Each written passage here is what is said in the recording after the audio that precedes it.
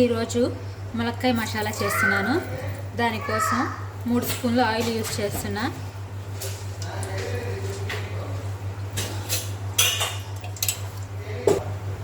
Oil కాగిన తర్వాత ఉల్లిపాయలు వేస్తున్నాను.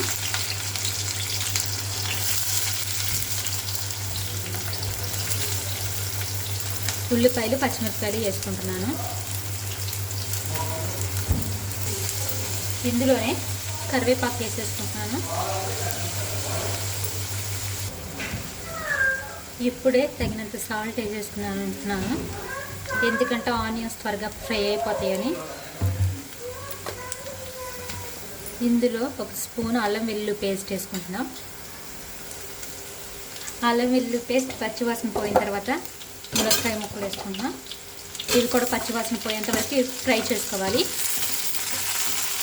ముక్కలు కూడా కొంచెం సేపు ఫ్రై అయిన తర్వాత పసుపు, తగినంత పసుపు, తగినంత కారం,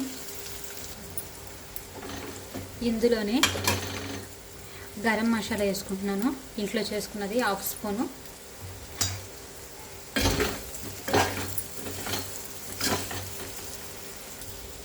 ఇందులో వాటర్ పోసుకుని ఉడికించుకుందాము.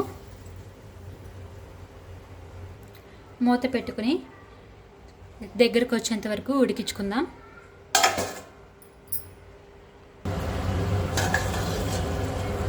చూసారు కదా ఎలా ఉడుకుతుందో. చూసారు కదా, ఆయిల్ కూడా బయటకు వచ్చింది చక్కగా. ఇప్పుడు మన కర్రీ రెడీ అయిపోయినట్టే. లాస్ట్ కొత్తిమీర వేసుకుని ఆఫ్ చేసేసుకుందాం. ఇది చికెన్ కర్రీ లాగా ఉంటుంది. టేస్ట్ చాలా బాగుంటుంది. ఓసారి మీరు కూడా ట్రై చేయండి. ములక్కాయ మసాలా కర్రీ రెడీ.